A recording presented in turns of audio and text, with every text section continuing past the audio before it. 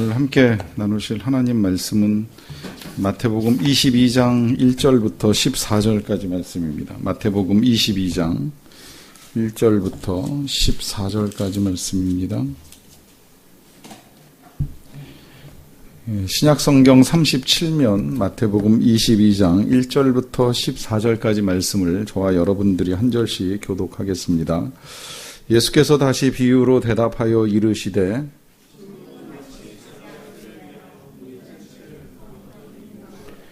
그 종도를 보내어 그 청한 사람들을 혼인잔치에 오라 하였더니 오기를 싫어하거늘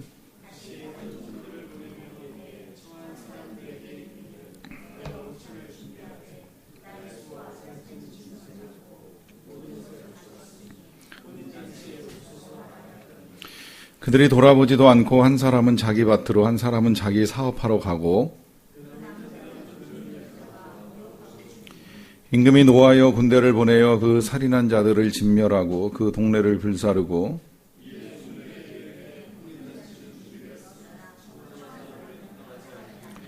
네 거리 길에 가서 사람을 만나는 대로 혼인잔치에 청하여 오라 한대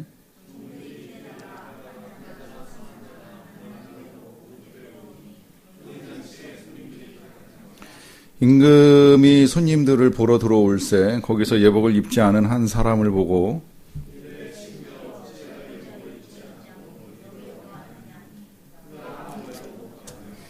임금이 사환들에게 말하되 그 손발을 묶어 바깥 어두운 데에 내던지라 거기서 슬피 울며 이를 갈게 되리라 하니라. 아멘. 정확하게 날짜는 제가 잘 모르는데 조만간에 태국 국왕 장례식이 있는 것으로 알고 있습니다. 우리나라에서도 장례식 특사를 파견한다고 하는 기사를 본 일은 있는데요. 그 태국 국왕이 세상을 떠난 지 1년 된 거 알고 계시죠? 작년 가을에 세상을 떠났는데 장례식을 이제 1년 만에 하는 거예요. 좀 이례적이라는 생각이 듭니다.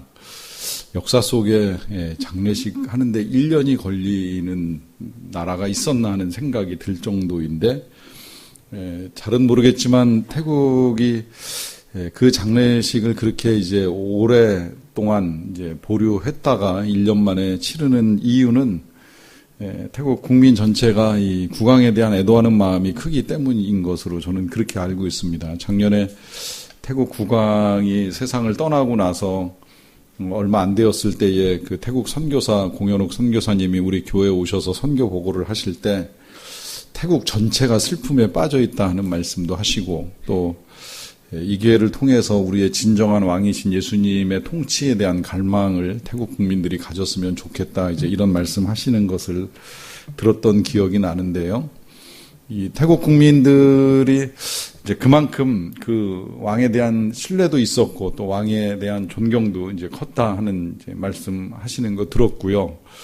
또 이 왕이 세상을 떠난 거에 대해서 이제 애통하는 이유 가운데 한 가지는 그 왕위를 계승하게 될 이 돌아가신 그 국왕의 아들, 그러니까 왕자가 되는 거죠. 그 왕자가 너무나도 이 왕하고 다른 모습을 보이면서 살아왔다는 거예요. 그러니까 아버지 같은 훌륭한 면이 아들에게 그대로 이렇게 좀 계승이 되면 좋았을 터인데 아버지의 그 훌륭함에 비해서는 이 아들이 너무 형편없는 이제 망나니 같은 삶을 살다 보니까 그 아버지의 뒤를 이어서 왕위를 계승하게 될 이 아들을 이제 왕으로 세워야 되는 것에 대해서 태국 국민들이 더 이제 슬픔에 빠지는 일이 된다 하는 이제 말씀하시는 걸 들은 일이 있습니다. 이 훌륭한 왕이 한 나라를 통치할 때 그의 아들이 그 왕위를 계승한다면 그의 아들도 그 왕과 똑같이 아니면 그 왕 이상으로 이제 통치를 할 수 있다면 이제 그보다 더 좋은 건 없다라고 하는 생각이 들어요. 그러다 보니까 이스라엘 백성들이 이제 후대에 다윗 이후에 하나님께 심판을 받을 때의 기준은 딱 한 가지예요. 다윗의 길로 행하였냐, 다윗의 길로 행하지 아니하였느냐. 남유다의 이제 수십 명의 왕들의 역사를 보면서 하나님이 평가하시는 건 한 가지입니다. 그 아버지 다윗의 길로 행하였느냐, 다윗의 길로 행하지 아니하였느냐. 히브리어에서 아버지는 조상과 같은 개념을 가지고 있는데 그 조상 다윗과 똑같이 살았느냐 아니면 그만 못했느냐 이제 이걸 가지고 평가를 하는 겁니다. 만약에 후대에 살았던 그 후손이 다윗과 같은 길로 행하였다면 이제 이게 하나님께도 칭찬을 받는 길이 되고 또 백성들에게도 유익이 되고 여러 가지로 이제 좋은 것들이 굉장히 많은데 이제 그렇게 살지 못한 이제 삶에 대한 책망이라고도 볼 수가 있겠습니다. 자, 그렇게 보면 이제 여기서 우리가 한 가지 먼저 생각을 하게 되는 건 뭐냐면 참 누가 다스리느냐라고 하는 것이 되게 중요합니다. 누가 다스리느냐. 우리가 지금 계속해서 이제 그 하나님 나라의 비유를 함께 보고 있는데요. 하나님 나라를 이해함에 있어서 기왕이면 천국보다는 이제 이 왕국이라고 하는 개념을 쓰자라고 하는 말씀을 제가 드린 일이 있습니다. 천국이라고 하는 개념을 쓰다 보면 이게 이제 그 우리가 죽어서 가게 되는 이제 이후의 세상에 대한 이제 관념이 되고 하다 보니까 공간적 개념이 커져요. 그러나 이제 왕국이라는 개념을 쓰게 되면 왕에 의해서 다스려지는 이 통치의 개념이 커지기 때문에 하나님의 나라는 이제 천국보다는 왕국, 그러니까 말 그대로 하늘 나라가 아니라 하나님 이 왕이신 나라의 통치가 이제 중요한 개념이 되는 것인데, 이 통치가 어떤 것인지 실은 우리가 다 알 수 없어요. 이걸 알기가 어려우니까 예수님이 지금 계속해서 여러 가지 비유를 통해서 또 천국은 이와 같으니 하면서 계속 이제 비유로만 설명을 해주시는 거예요. 이제 이것이 우리가 천국을 이해할 수 있는 이제 몇 가지 방법들이 되는 거고요. 거기에 더하여서 이 하나님 나라의 통치를 예수님이 알려주고 싶으셔서 오셨기 때문에 우리 지에 예수님이 바로 이 하나님 나라 왕국의 왕자로 이 땅에 오신 거예요. 그래서 이 예수님을 만나는 것이 우리에게 중요한 것, 영접하는 자 곧 그 이름을 믿는 자에게 권세를 주셨다고 하면서 예수님을 영접하는 것을 중요하게 성경이 강조를 하고 있는 이유가 뭐냐면, 이 예수님을 영접할 때에 우리가 하나님 나라가 어떤 것인지에 대해서 조금이라도 눈을 뜰 수 있기 때문입니다. 예를 들면 우리 예수님이 이 땅에 오셔서 제일 많이 하신 것 중에 한 가지가 사람들을 치유해 주시고 회복시켜 주시는 일이었어요. 이게 왕국이고 이게 하나님의 나라예요. 하나님의 나라의 큰 증거는 질병에서 노임받는 겁니다. 죽음에서 해방되는 겁니다. 사단의 권세에서 자유함을 얻는 겁니다. 이게 하나님 나라의 특징이라고 하는 거예요. 이걸 예수님이 보여주시는 거예요. 그러다 보니까 그 예수님에 의해서 자유함을 얻은 사람 가운데에는 군대 귀신 들려가지고 혼자 발개벗고 무덤 사이에서 마을에 들어가지도 못했던 젊은 청년이 예수님 만나면서 귀신은 다 물러가고 인간성이 회복되고 하는 이제 이런 역사가 나타나는 거죠. 이 예수님이 하나님 나라를 보여주는 겁니다. 그 다음에 이제 또 한 가지가 그 지금 말씀드린 대로 이제 말씀과 비유를 통해서 하나님의 나라를 우리에게 알려주시는 일을 예수님이 하시는 거고요. 또 한 가지 우리 예수님이 하셨던 것 가운데는 이제 이 사랑과 교제가 있습니다.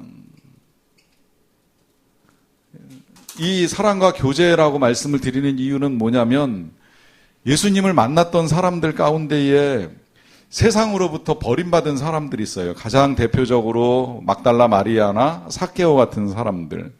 그 사람들이 예수님을 만남으로 인해서 하나님의 나라의 특성인 사랑과 교제를 맛보는 거죠. 그래서 그 외로움을 이기고 예수님을 통해서 위로함을 얻고, 그래서 예수님 때문에 더 이상 중요한 것이 없을 만큼 이제 예수님 앞에 모든 걸 다 내어놓을 수 있는 그런 믿음의 모습을 보여줍니다. 그 다음에 이제 또 한 가지가 있다면, 그 하나님 나라의 특징은 이제 풍성함이라고 할 수 있겠는데요. 가장 단적으로 보여주신 거는 물고기 2마리, 떡 5개 가지고 장정만 5,000명, 이제 수많은 사람들을 먹인 사건에서 이제 나타나는 거예요. 거기서 예수님이 보여주신 건 다 배불리 먹고 남은 것도 있는데 그 남은 것이 12광주리 이상 거둘 만큼 풍성했다라고 하는 것을 이제 보여주시는 거죠. 자, 이 모든 것들이 하나님 나라의 특징이고, 이제 우리 예수님은 이 하나님 나라를 보여주시기 위해서 오신 하나님 나라의 말 그대로 왕자예요. 하나님과 동등하신 분이라고 할 정도로 하나님 나라의 모든 능력을 가지고 오셔서 미리 다 보여주심으로 인해서 우리의 생각을 바꿔주시는 거예요. 그 생각은 뭐냐면 하나님 나라의 소망을 가지고 사는 거죠. 단지 근데 그것이 천국에 대한 소망만이 아니라 이 땅에서부터 이 예수님을 만나고 그 예수님과 함께 살아가는 것에 대한 소망입니다. 그러니까 이 예수님이 이 땅에 오셔서 말씀하실 때 회개하라 천국이 가까웠다 이 말씀을 하실 때에 이 천국은 아까 말씀드린 대로 저 멀리 이 다음에 어느 공간에서 이루어지는 것이 아니라 이 예수님을 만나면서부터 시작이 되는 거예요. 만나면서부터 치유도 되고 회복도 되고 사랑도 이루어지고 주님과 교제도 일어나면서 삶에 필요한 것들을 채워나가는 이 풍성함은 사실은 예수님은 빵으로만 채워주신 것처럼 보이지만 그보다 더 중요한 사랑과 기쁨과 은혜와 평화와 이런 등등의 것들로 충만하게 채워주시기 때문에 회개하고 예수님을 만나는 순간 이 천국이 이 땅에서부터 이제 충만하게 경험되는 은혜를 누리게 되는 것이지요. 이 일을 위해서 예수님이 오셨기 때문에 예수님이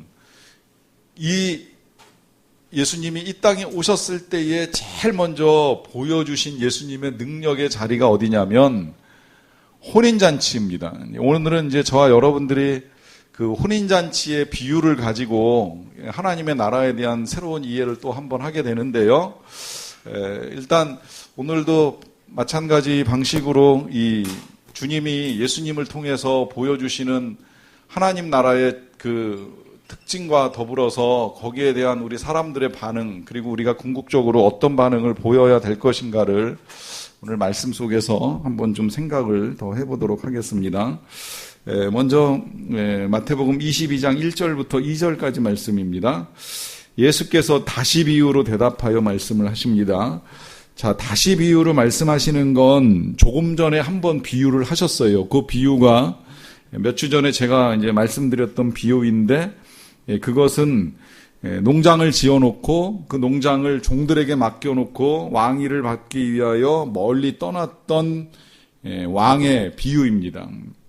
그 비유 기억하시겠지만 그 왕이 오기 전에 몇몇 종들을 보내어서 그 농장에 삭슬 받으려고 그러는데 다 때리고 죽이고 돌로 치고 심지어 아들까지 보냈는데 이 아들까지 죽이는 일을 저질렀던 이제 그 이스라엘 백성들의 모습을 예수님이 비유하시는 일이 있었지요. 근데 그 비유로 이제 끝나는 것이 아니라 예수님이 한 번 더 이제 비유로 대답하여 말씀하시기를 천국은 마치 자기 아들을 위하여 혼인잔치를 베푼 어떤 임금과 같다 그래요. 자, 아들을 위하여 잔치를 베푼 임금이다. 이제 여기서 1차적으로 예수님, 하나님 나라의 특성과 예수님, 우리가 하나님을 이해할 수 있는 방법이 나오는데 그건 잔치라는 거예요. 근데 그 잔치가 아들을 위하여 베푼 잔치라고 하면 그 특성은 당연히 풍성함으로 나타나는 거죠. 이 풍성하면 사실은 그 다음 절에 가서 이렇게 보시게 되면 나의 소와 살진 짐승을 잡고 모든 것을 갖추었다라고 하는 이 말씀을 통해서 잘 준비된 모든 것을 갖춘 이제 완벽하게 준비된 잔치라고 하는 의미를 이제 가지고 있습니다. 실제로 뭐 어떤 부모라도 자기 자녀의 잔치를 위해서는 기왕이면 좀 풍성하고 넉넉한 잔치를 하고 싶어하는 마음이 있는데 왕이 그와 같은 일을 한다고 하면 그 잔치에는 정말 부족한 것이 아무것도 없는 이제 넉넉한 잔치이었을 것이면은 틀림이 없지요. 그리고 그 잔치를 이제 혼인 잔치로 하나님의 나라를 비유한 것을 통해서 이제 또 한 가지 주님은 이 잔치 속에서 우리에게 기쁨을 주기 원하신다는 거예요. 잔치라고 하는 건 어떤 상황, 어떤 나라에서도 늘 기쁨이 임하는 자리인데 우리 예수님이 그와 같은 일들을 너무 기뻐하시기 때문에 이 땅에 오셨을 때에 처음 기적을 행하신 장소가 갈릴리 가나의 혼인잔치라고 하는 점을 생각을 해보면 이 얼마나 주님이 우리의 기쁨을 원하시는가라고 하는 것을 이제 분명하게 확인을 할 수 있습니다. 자, 이렇게 이제 잔치를 준비를 해놓고 3절에 보시면 종들을 보내어서 사람들을 청합니다. 자, 여기 그 청한 사람들을 잔치에 오라 하는 이 말을 통해서 일단 초청을 받은 사람들이 있다는 걸 우리가 알 수 있어요. 사실 이 잔치라는 게 그렇잖아요. 과거에 저 어렸을 때에 이제 어렴풋이 기억나는 일 중에 한 가지는 집에서 아버님 생신되면 이 아침 식사를 이제 동네 사람들과 이렇게 함께 하시는 것을 이제 보는 일이 있었는데, 그 식사를 하기 전에 미리 며칠 전에 이제 저 같은 막내 아들을 심부름 보내서 언제 저희 집에 오세요, 오셔서 식사하시래요, 이런 말씀 전하라고 하는 심부름 시키시잖아요. 그러면 뭐 일주일이고 2주일 전이고 이렇게 가서 미리 말씀드리고, 그러고서 이제 한 일주일 지나고 이제 당일날 저희 아버님 생신 같은 때 되면 새벽 일찍 또 가서 오늘 오셔서 아침 식사 드시래요, 그러고 동네 사람 이렇게 이제 불러서 식사 같이 하시던 거 기억이 나는데, 벌써 이제 두 번의 초청이 들어가는 거예요. 한 번은 사전에 미리 초청을 하고, 이제 당일에 되었을 때에 이제 또 한 번 이제 오라 하는 요청을 하는 거죠. 어떻게 보면 이 3절은 이제 그런 의미로도 볼 수도 있을 것 같은데요. 그 종들을 보내어서 사전에 오시라고 초청한 사람들을 이제 오라 하는 이제 요청을 하는 겁니다. 그런데 문제는 뭐냐면 사람들이 오기를 싫어한다 하는 거예요. 자, 이제 이 싫어한 사람들, 이제 그 사연 이유는 조금 이따 보기로 하고, 일단 4절을 봅니다. 다시 다른 종들을 보내며 이르되 청한 사람들에게 이르기를 내가 5천을 준비하되 나의 소와 살찐 짐승을 잡고 모든 것을 갖추었으니 혼인잔치에 오소서 하라 하였더니, 그래요. 자, 여기서 이제 또 한 가지 하나님의 성품과 천국의 특징이 나오는데, 그건 뭐냐면 다시 초청을 한다는 거죠. 이 다시 초청을 한다는 건 반복 초청을 한다는 겁니다. 반복 초청을 한다는 건 다시 말하면 우리 하나님께서 쉽게 포기하지 않으신다는 거예요. 포기하지 않고 또 다시 부르신다는 거예요. 이미 사전에 두 번이나 불렀어요. 사전에 초청을 했고, 그 다음에 또 오라 하는 요청을 했는데, 그럼에도 불구하고 오기 싫어하는 사람들에게 그럼 오지 마시오라고 거절을 하는 것이 아니라, 그들이 거절했음에도 불구하고 포기하지 않는 반복을 보여줍니다. 저는 이런 면에서 여기서 이제 놀라운 하나님의 성품을 발견합니다. 그건 하나님이 참으신다는 거예요. 사실은 지금 이 초청의 주체가 왕입니다. 왕은 최고 권위자요, 권세자이고 권력자입니다. 뒤에 보면 나중에 이 거절한 사람들을 다 진멸하고 동네를 불사를 수 있는 힘을 가진 사람이에요. 그 힘을 가진 사람이 거절당했음에도 불구하고 분노하거나 화를 내기 이전에 인내하면서 포기하지 않고 다시 반복적으로 요청하는 일을 하실 만큼 하나님이 또다시 기회를 주고 계신다는 것을 말씀합니다. 그러나 안타깝게도 사람들의 반응이 이제 나오기 시작을 하는데요. 5절에 보시게 되면 그들이 돌아보지도 아니하고 한 사람은 자기 밭으로 한 사람은 자기 사업하러 갑니다. 자, 여기 이제 사람들의 반응이 나오는 거예요.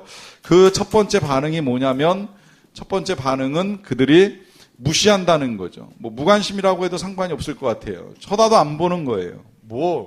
우리가 꼭 거길 가야 돼? 그 뭐야? 이제 이런 식의 반응입니다. 그뿐만이 아니라 이제 거기에 이유가 있어요. 하나는 자기 밭으로 가고 한 사람은 자기 사업하러 간다. 이 똑같은 비유가 누가복음에는 이제 이렇게 기록되어 있죠. 나는 장가 가야 된다. 지금 시간이 없다. 나는 밭을 샀기 때문에 그 밭에 나가봐야 된다. 나는 소를 샀기 때문에 이제 이 소가 정말 건강한 소인지 테스트하러 가봐야 된다라고 하면서, 자, 각자의 일상에 집중하는 것을 볼 수 있습니다. 이 말이 좋아 이제 집중이고, 좀 나쁘게 이제 표현하자면 이게 집착인데요. 사실 엄밀하게 따져보면 일상에 집중을 하거나 집착을 하는 것 자체는 악이라고 볼 수는 없어요. 오히려 거꾸로 우리 그리스도인들이 우리에게 주어진 세상 속에서의 일에 충실한 것 자체는 꼭 필요한 일입니다. 그러나 이 사실을 하나 우리가 잊지 말아야 될 것은, 누군가 말씀하시기를 차선은 최선의 적이다라고 하는 말씀이 있습니다.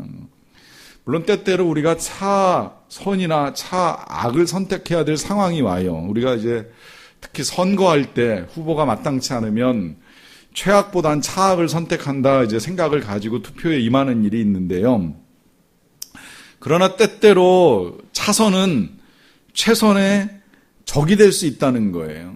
이 말은 우리가 좋다고 생각하는 그것 때문에 더 좋은 것을 잃어버릴 수 있다는 거죠. 그것이 무슨 이야기냐면 일상에 집중하고 집착하는 건 좋은 일이긴 하지만 더 좋은 건 뭐예요? 지금 잔치에 들어가서 왕이 준비해 놓은 이 기쁨을 맛보는 것이 더 필요한 일인데 이것 때문에 최선을 잃어버리는 어리석음에 빠질 수 있다는 거예요.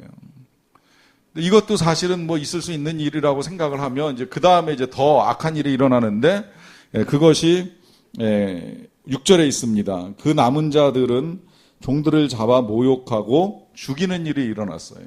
모욕하고 살해하는 일이 일어났습니다. 끔찍한 일이 일어난 거죠. 사실은 뭐 어떤 일이 일어났든지 간에 이 모든 일들이 다 지금 이제 왕의 초청을 거절하는 일이 돼버리고 만 거예요. 그 누구도 이 잔치에 오라고 하시는 이제 이 임금의 초청을 받아들이지 아니합니다. 이제 그러다 보니까 임금이 보이는 이제 반응이 7절에 보이는 건데요. 임금이 노하여서 군대를 보내어서 그 살인한 자들을 진멸하고 그 동네를 불사르는 일이 일어납니다. 자, 요 부분만 떼어서 보면 좀 끔찍해요.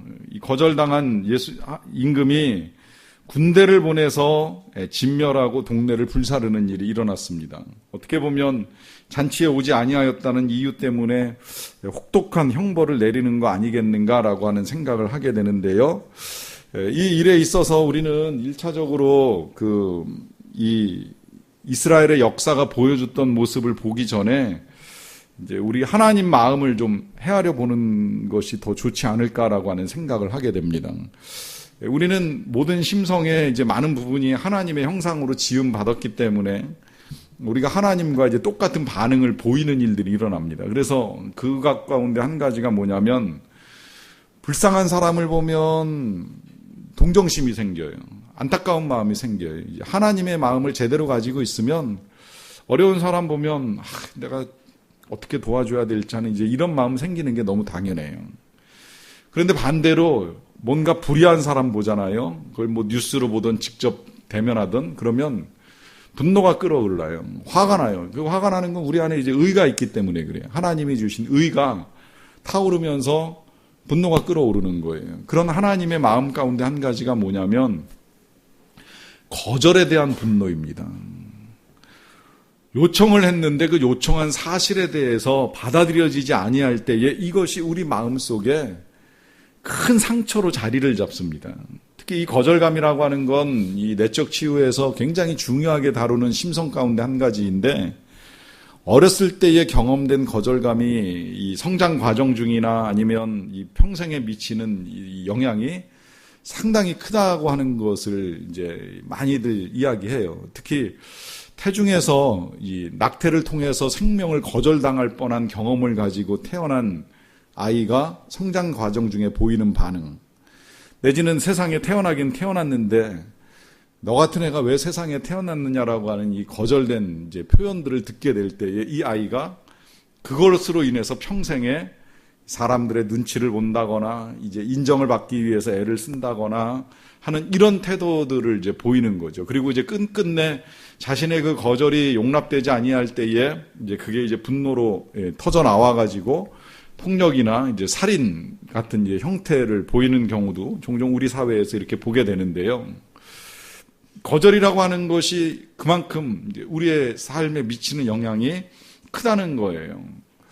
자, 지금 이 본문은 뭐 우리가 아는 대로 이미 왕국의 주인이신 하나님과 또 그 왕국의 왕자이신 예수님을 보여주는 것임에는 뭐 쉽게 우리가 이해를 할 수 있는데 지금 그 왕이 보여주는 반응이 이 살인한 자들을 진멸하고 동네를 불사른다라고 했을 때에 이 드러나는 형벌의 내용만 가지고 이것이 지나치다 볼 것이 아니라 이 사람들이 보였던 반응, 긴 시간 동안 초청해 왔던 그 주인의 요청에 무시하거나 무관심하거나 난 지금 바쁘기 때문에 갈 시간이 없다거나 심지어 초청하기 위하여 보내었던 종을 모욕하거나 살해하는 일까지 일어난 이 모든 일들에 대한 이 왕의 반응으로서의 심판은 너무나도 당연할 수밖에 없다는 거예요. 특히 이 부분에 있어서 그런 생각도 한 번쯤 해봐도 좋을 것 같아요. 종이 찾아갔잖아요. 종이 다시 찾아가서 또 요청을 했는데 그 종을 모욕하고 살해까지 했다는 건 사실은 왕의 입장에서 받아들일 때에는 왕을 그렇게 한 것이나 다름이 없다고 이제 받아들이는 일이 될 수 있기 때문에 이 일에 대해서 왕이 이제 똑같이 이제 갚으시는 모습을 이제 보여준다고도 볼 수가 있습니다.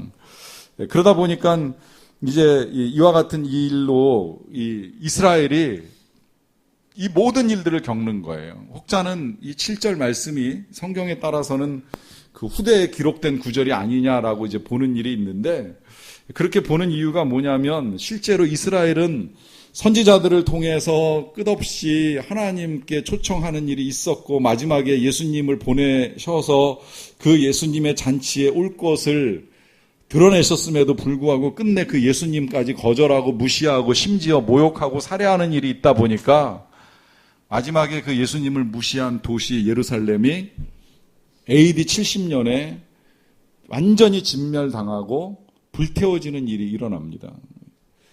그래서 후대에 이 마지막 7절이 그와 같은 역사를 배경으로 해서 쓰여진 것이 아니냐 할 정도로 이 예루살렘을 향한 하나님의 심판은 생각보다 이제 크게 임했다고 하는 것을 우리가 볼 수 있고요.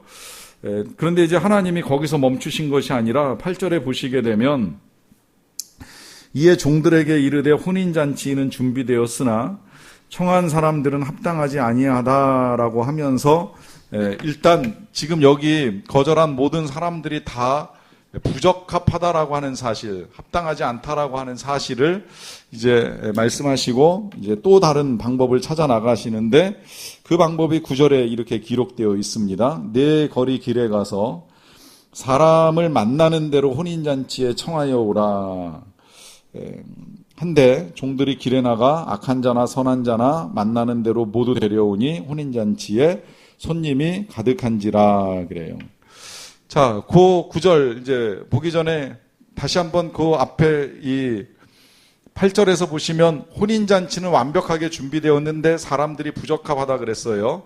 그러다 보니까 이제 또 한 번 더 초청을 하는데 이번에는 네 거리 길에 나가라고 했는데 이거는 사실 뭐 역사로 보면 아까 이스라엘이 멸망한 그 역사 이후에 이 하나님의 초청이 이방인에게로, 열방에게로 또 뭐 우리들에게 이렇게 이제 임한 것으로 봐도 좋을 것 같아요.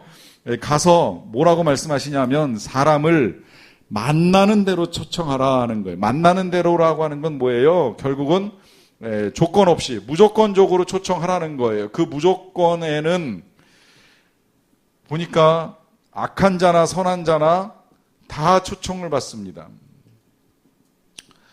어떻게 보면 참 놀라운 일이에요. 때때로 우리가 이제 이런 부분에 있어서 좀 의아하게 생각하는 일이 있잖아요. 교회 공동체 안에 보면 우리가 생각할 때 사실은 하나님 보실 때에는 다 똑같은데 늘 차별이 없다는 걸 우리가 잊어서는 아니 되는데 간혹 우리의 교만함이 이제 눈을 열어주면 우리가 볼 때에 어떻게 저런 사람도 교회를 다니지 하는 사람부터 시작을 해서 저런 사람도 과연 천국에 갈 수 있을까 하는 이제 마음을 들게 하는 사람들이 종종 있게 되는데 분명한 건 악인이나 선인이나 다 초청을 받는 것이고 임금은 모두 데려오라는 거예요. 그리고 그 자리에 손님들이 가득하기를 원하신다는 겁니다. 자, 여기서 이제 하나님이 초청할 때 그 잔치의 특성이 나오는데요. 하나님이 초청할 때 잔치의 특성은 뭐냐면 일단은 손님이 많아야 된다는 거예요. 근데 이건 사실 틀림이 없어요. 저는 주례도 여러 차례 해보고 또 이제 이 결혼식 안내를 하는 사역을 이제 전에 교회에서 하는 일이 많다 보니까 여러 결혼식을 이렇게 보고 이제 할 기회가 있었는데 어떤 때는 되게 안타까운 것이 너무 손님이 없는 거예요. 너무 하객이 없어요. 참 안타까워. 이 예식하는 홀은 한 400명 정도 앉는 자리인데 한 20-30명 정말 썰렁하게 앉아있고 뭐 다 식사를 하러 가셨는지 안 오셨는지 모르겠는데 너무 사람이 없는 걸 보면 진짜 참 이거 되게 안타깝다 이제 이런 생각이 들어요. 그런 면에서 이 잔치에 있어서 중요한 것이 손님이 일단 많아야 된다는 것인데 문제는 이제 손님이 많은 것만 그럼 이제 문제이냐라고 했을 때 일단 왕은 모두 데려오라고 해서 손님을 채웠어요. 그런데 손님이 많은 것만 중요한 것이 아닌 것을 이제 그 다음 절에서 보게 됩니다. 넘어가서 볼게요. 11절입니다. 임금이 손님들을 보러 들어올 새에 거기서 예복을 입지 아니한 한 사람을 보고 이르되 친구여 어찌하여 예복을 입지 않고 여기에 들어왔느냐 하니 그가 아무 말도 하지 못했다 그래요. 자, 이제 여기서 이제 또 한 가지 잔치에 있어서 중요한 건 손님이 많은 것도 중요하지만 손님의 격도 중요합니다. 어떤 손님들이 오느냐, 어떤 손님들이 와서 자리를 채우느냐라고 하는 것이 중요합니다. 제가 본 결혼식 중에는 이제 결혼식에 가서 이렇게 뭐 하객으로 있던 주례자로 있던 이렇게 보면 이제 여러 경우의 손님들이 계시는데 그 가운데 이제 이런 거를 본 적이 있어요. 결혼식을 위해서 와야 될 손님인데 못 온 손님이 일본에서 축하 메시지를 영상으로 담아 가지고 그걸 이제 보낸 거예요. 그걸 예식장에서 예식 중간에 맨 끝에 이제 축가 끝나고 나서 이렇게 틀어서 보여주더라고요. 우리나라 되게 유명한 가수인데 그 가수가 직접 축하 메시지를 일본에서 담아가지고 이제 녹화해서 보내준 거예요. 자, 생각을 해보세요. 왜 결혼식장에서 그 일본에서 활약하고 있는 한인 가수의 메시지를 거기다 담아가지고 보내줘서 그걸 그 많은 사람들 앞에서 보여줄까요?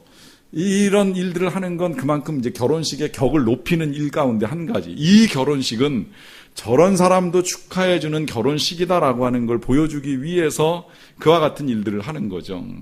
그러다 보니까 진짜 잔치에 오는 사람이 어떤 사람이 오느냐라고 했을 때에 사실은 과거에 이 잔치에 오는 사람들에게 있어서 가장 중요한 건 옷이었어요. 왜냐하면 옷이 오늘날 같이 흔하지 않습니다. 그리고 이제 오늘날 같이 뭐 정말 남자들은 양복 입고 여자들은 뭐 양장 입고서 이렇게 가는 그런 잔치가 아니라 되게 옷 한 벌 가지고 평생 입는 사람들 많고요. 뭐 심지어 몇 대씩 물려 입는 집도 있을 만큼 옷 한 벌 구하기가 굉장히 어려운 시대였어요. 그러다 보니까 당시에 고대 사회의 잔치는 만약에 임금이 잔치를 하게 되면 손님들의 격을 높이기 위해서 사전에 초청할 때에 미리 옷을 나누어 준다는 거예요. 미리 길거리에 나가서 옷을 나누어 주고 예복을 나누어 주는 거죠. 이거 입고 오라는 겁니다. 만약에 그렇게 나누어 주는 일이 아니라면 심지어 왕궁 문 바깥에서 문 입구에서 오는 손님에게 옷을 나누어 주고 이 옷을 입고 들어가라 하는 이제 요청을 하는 일도 있었다 그래요. 그래서 그렇게 옷을 갈아입고 새롭고 깨끗하고 화려한 옷으로 입고 와서 앉아 있을 때에 그 잔치에 이제 격이 올라가게 되는 것인데 그런 상황에서 이렇게 보니까 어떤 한 사람이 예복을 입지 않고 앉아 있는 걸 보게 된 거죠. 그러니까 이제 임금이 친구여 어찌하여 예복을 입지 않고 여기 들어왔느냐 그래요. 근데 그가 아무 말도 못 합니다. 그러니까 임금이 13절에 보면 사환들에게 말하되 그 손발을 묶어서 바깥 어두운 데에 내던지라 하면서 거기서 슬피 울며 이를 갈게 되리라 그래요. 자, 지금 이 한 사람이 잔치에서 쫓겨납니다. 내던짐을 당했습니다. 그리고 슬피 울며 이를 갈게 됩니다. 무엇 때문일까요? 그것은 예복입니다. 일단 이 예복 때문이라고 하는 걸 알고 있는데 그러면 이 사람은 왜 예복을 안 입고 이 자리에 앉아 있었을까요? 하는 건 먼저 좀 생각을 해보는 건데요. 그게 이제 또 하나의 우리의 반응이 될 수 있는 것인데 어떤 반응이냐면 난 그냥 들어가도 괜찮다라고 하는 반응이에요. 이 반응이 정리를 하면 이런 표현이 될 수 있을 것 같아요. 자기 중심적 생각에 빠져 있는 거예요. 꼭 그걸 입어야 돼. 안 입으면 안 돼. 이거 입고 가면 안 돼. 이거라도 충분하지 않아. 좀 더 나아가서 생각해 보면 이런 생각일 수도 있죠. 이 잔치가 왕한테나 중요하지 나한테 뭐 그렇게 중요한 잔치야 하는 이 자기 중심적인 생각이 갖고 온 결과는 잔치에서 거절당함이라고 하는 것입니다. 자, 여기서 이제 우리가 생각을 또 해야 될 것이 바로 이거예요.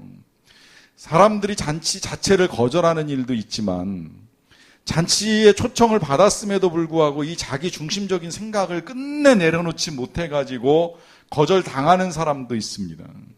그러니까 하나님이 잔치를 벌려놓고 그 잔치에 올 사람들을 초청하는 일을 하시긴 하지만 그러나 다 초청을 받는 건 아니라는 거예요. 초청받았음에도 불구하고 이와 같이 거절당하는 사람도 있다는 겁니다. 그러다 보니까 마지막 22장 14절에서 뭐라고 말씀하시냐면 청함을 받은 사람은 많지만 택함을 입은 자는 적다고 하면서 초청받은 사람들 중에 거절당하는 사람이 있을 수 있다는 거예요. 그러면 이제 저와 여러분들에게 있어서 중요한 건 이 초청을 받았음에도 불구하고 이 잔치, 이 귀한 잔치에 들어갈 수 있는 초청을 받았음에도 불구하고 거절당하지 않는 것이 필요한 일인데 그럼 우리가 거절당하지 않기 위해서는 어떻게 해야 되느냐? 일단 기본적으로는 이 5가지 다 우리가 태도를 바꿔야 돼요. 절대 하나님 말씀 초청을 무시하거나 무관심하면 안 됩니다. 그리고 일상에 집중한다고 해서 가장 중요한 하나님 나라의 잔치를 잊어서는 아니 됩니다. 더더군다나 하나님의 말씀과 뜻을 무시하는 일은 말도 안 될 것이거니와 누구나 다 초청받을 수 있는 자리에 온 걸 내가 대단하게 여길 것도 없고요. 특히 그 초청의 자리에 이제 내 중심에 빠져가지고 나는 문제 없을 거야라고 하는 생각도 위험합니다. 뭐가 필요한 거냐? 필요한 건 나는 괜찮다는 생각이 아니라 우리도 이 잔치에 들어가기 위해서는 예복이 필요하다는 거예요. 그러니까 이게 유일하게 지금 이제 왕이 요청하는 것인데요. 이 예복이 무엇이냐라고 했을 때 그것은 이 사람이 보여준 거 보면 정확하게 알 수 있을 것 같아요.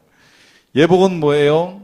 입어야 되는 거예요. 근데 입기 위해서는 현재 자신이 입고 있는 겉옷을 벗어야 됩니다. 뭐 속옷까지 벗진 않아도 되겠지만 입고 있는 더러운 옷, 남루한 옷, 추한 옷을 벗어야 돼요. 이게 한마디로 말하면 회개라고 하는 거예요. 과거에 입고 있었던 세상의 그 더러운 죄와 허물들을 벗어놓는 일이 먼저 선행되어야 한다는 거예요. 그리고 거기에 이제 또 한 가지 입는다라고 하면 우리 성경 표현대로 하면 그리스도를 옷 입는다 이제 이런 표현을 사도 바울이 로마서에서 사용을 하는데 절대 내 의를 입는 것이 아닙니다. 그리스도의 의를 입는 것입니다. 이 그리스도의 의를 입는 것을 일컬어서 한 단어로 믿음이라고 이야기를 하는 거예요.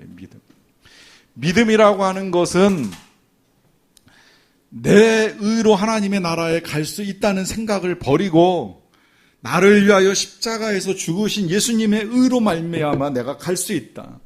나도 똑같이 이 초청을 무시하고 일상에 바빴고 구원받지 못할 악인이었지만 그러한 나를 위해서 죽으신 예수님의 의, 그 의를 믿는 믿음의 예복이 되어서 우리가 하나님의 나라에 들어갈 수 있게 된다는 것입니다.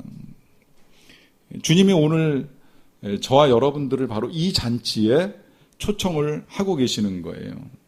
안타깝게도 오늘 비유는요, 이 비유 말씀하시는 그 앞에나 혹은 그 후에 보면 바리새인들의 반응이 나와요. 근데 이 바리새인들의 반응은 예수님이 그 왕이라고 하는 사실을 드러내실 때마다 앞서 반응, 이 본문 앞선 반응에는 예수님을 잡고자 하는 마음을 이제 가졌고요. 그 다음에 이 말씀 이후의 반응은 이에 바리새인들이 가서 어떻게 하면 예수를 말의 올무에 걸리게 할까 상의하는 일이 일어납니다. 분명히 하나님 나라 왕국의 아들 예수님이 오셔서 이렇게 초청하시는 말씀을 잘 해주셨음에도 불구하고 결국 그들은 예수님을 무시하고 이제 모욕하고 살해할 준비를 하고 있는 것이지요.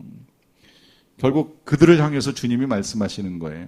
청함받은 사람은 많지만 택함받은 사람은 적다.